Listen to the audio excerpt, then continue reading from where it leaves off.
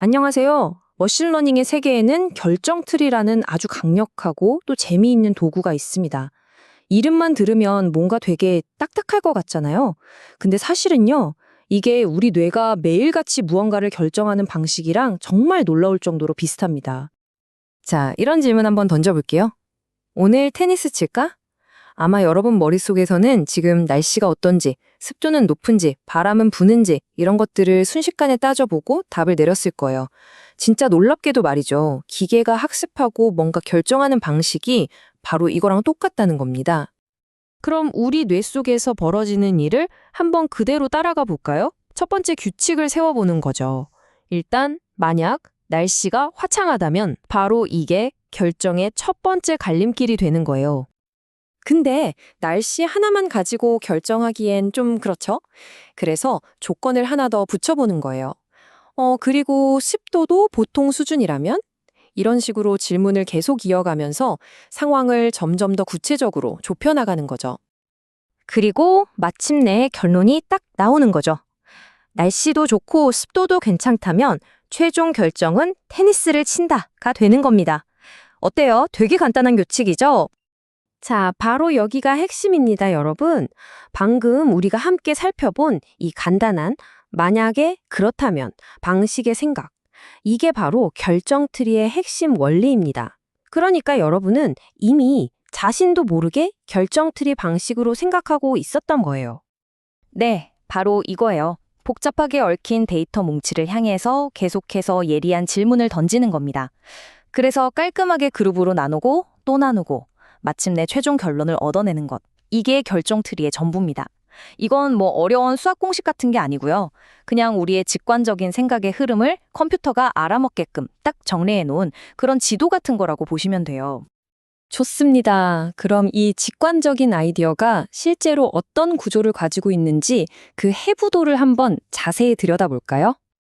그래서 결정 트리가 뭐냐 한마디로 딱 정의하면요. 거대한 데이터 덩어리를 향해서 아주 간단한 규칙, 즉 질문들을 계속 적용해 나가는 거예요. 그래서 점점 더 작은 그룹으로 계속해서 쪼개 나가는 거죠. 말 그대로 데이터를 분류하기 위한 일종의 지도라고 할 수 있는 겁니다. 이 트리에는요. 딱 세 가지 핵심 멤버가 있어요. 먼저 질문을 던지는 질문 담당, 바로 내부 노드가 있고요.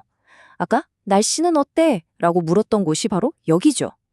그리고 그 질문의 답에 따라서 예 또는 아니오로 길이 나뉘잖아요. 이걸 가지라고 부릅니다.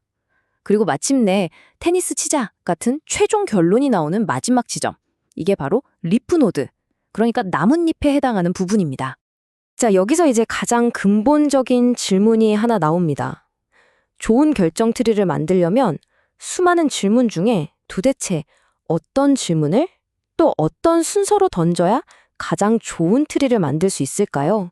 이게 바로 결정 트리를 만드는 데 있어서 가장 핵심적인 과제입니다. 최고의 질문이 대체 뭘까요? 정답은 이렇습니다. 데이터를 나눴을 때 그 결과로 만들어진 그룹들이 가능한 한 같은 것들끼리만 똘똘 뭉치게 만드는 질문. 그러니까 질문 하나를 딱 던졌을 때 한쪽 바구니에는 예만 착착 담기고 다른 바구니에는 아니오만 착착 담기게 하는 그런 질문이 최고라는 거죠. 이렇게 같은 종류끼리 딱 뭉쳐있는 상태. 이걸 우리가 순수하다, 퓨어하다고 말하는 거예요. 왼쪽을 보세요. 한 그룹에 예만 있잖아요. 이건 뭐 더 볼 것도 없이 완벽하게 순수한 그룹입니다. 더 이상 질문할 필요가 없죠. 근데 오른쪽은요. 얘랑 아니오가 뭐 뒤죽박죽 섞여 있죠. 이런 게 바로 불순한 그룹이고 당연히 추가 질문을 던져서 또 나눠줘야 하는 겁니다. 아니 그럼 컴퓨터는 대체 어떻게 수많은 질문들 중에서 데이터를 가장 순수하게 만드는 그 황금 질문을 찾아내는 걸까요? 비결은 바로 각 질문의 가치를 점수로 매기는 겁니다. 네, 알고리즘은 매 순간 바로 이 질문을 스스로에게 던집니다. 내가 가진 수많은 질문 카드 중에서 지금 이 데이터를 가장 깨끗하게 나눌 수 있는 단 하나의 베스트 질문은 과연 무엇인가? 바로 이거죠. 컴퓨터는 이 문제의 답을 찾기 위해 정보이득이라는 점수표를 활용합니다. 이름만 들으면 좀 어려워 보이는데 개념은 진짜 간단해요.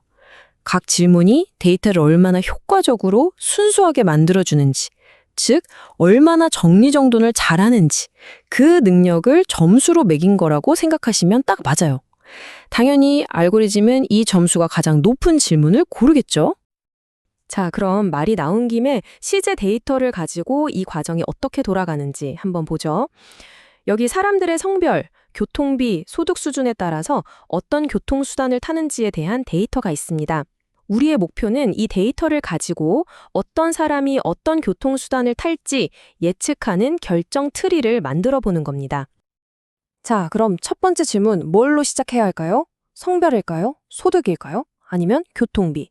컴퓨터한테 각 질문의 정보이득 점수를 쫙 계산해보라고 시켰더니 와, 결과가 아주 명확하게 나왔습니다. 교통비로 질문했을 때 점수가 1.210으로 압도적으로 높네요. 그러니까 우리 트리의 첫 번째, 가장 중요한 질문은 바로 교통비가 어느 정도인가요?가 되는 겁니다. 좋습니다. 그럼 이 과정을 한 단계 한 단계씩 따라가 볼게요. 1단계, 점수가 가장 높았던 교통비로 데이터를 세 그룹으로 나눕니다. 자, 2단계, 여기서 놀라운 일이 벌어집니다. 비싼 그룹을 봤더니 전원 자동차를 탔고 보통 그룹은 전원 기차를 탔어요. 이 두 그룹은 이미 완벽하게 순수해졌으니 여기서 끝! 리프 노드가 됩니다. 3단계, 근데 저렴 그룹은 아직 버스와 기차가 섞여 있네요. 불순하죠? 그래서 이 그룹에만 두 번째 질문을 던지는 겁니다. 바로 성별이죠. 4단계에 이렇게 딱 나눠주니까 남성은 버스, 여성은 기차로 완벽하게 갈라지면서 드디어 우리의 결정 트리가 완성된 겁니다. 자, 지금까지 보신 것처럼 결정 트리는 아주 간단한 규칙들을 차곡차곡 쌓아서 굉장히 강력한 예측 모델을 만들어냅니다. 그럼 이제 결정 트리가 왜 이렇게 인기가 많은지 그 장단점을 한번 깔끔하게 정리해 볼게요. 결정 트리가 진짜 사랑받는 가장 큰 이유요. 바로 직관성 때문이에요. 설명이 가능하다는 거죠. 어떤 결과가 나왔을 때 왜 이런 결과가 나왔어? 라고 물으면 그 결정 과정을 처음부터 끝까지 그대로 보여줄 수 있습니다. 이건 속을 들여다볼 수 없는 블랙박스 모델들과는 비교도 안 되는 엄청난 장점이죠. 게다가 데이터가 숫자든 텍스트든 가리지 않고 다룰 수 있어서 활용도도 정말 높습니다. 물론 장점만 있는 건 아닙니다. 단점도 분명히 있어요. 데이터가 너무 복잡하면 트리가 막 미로처럼 거대해져서 장점이었던 직관성을 잃어버리기도 하고요. 특히 좀 치명적인 건 불안정성인데요. 그러니까 학습 데이터가 아주 살짝만 바뀌어도 어제는 A라고 하던 트리가 오늘은 갑자기 B라고 하는 완전히 다른 모형의 트리가 만들어져 버릴 수 있다는 거예요. 이럴 땐 결과를 신뢰하기가 좀 어려워지겠죠. 자, 오늘 우리는 결정 트리가 마치 우리 뇌를 흉내내는 것처럼 어떻게 생각하고 결정하는지 그 과정을 쭉 따라가 봤습니다. 이 단순한 질문과 대답의 힘은 이미 우리 주변의 수많은 기술 속에 녹아 있습니다. 이야기를 마치면서 여러분께 질문 하나 드리고 싶네요. 만약 여러분이 이 결정 트리를 쓸 수 있다면 여러분의 일상 속 어떤 문제를 한번 해결해 보고 싶으신가요?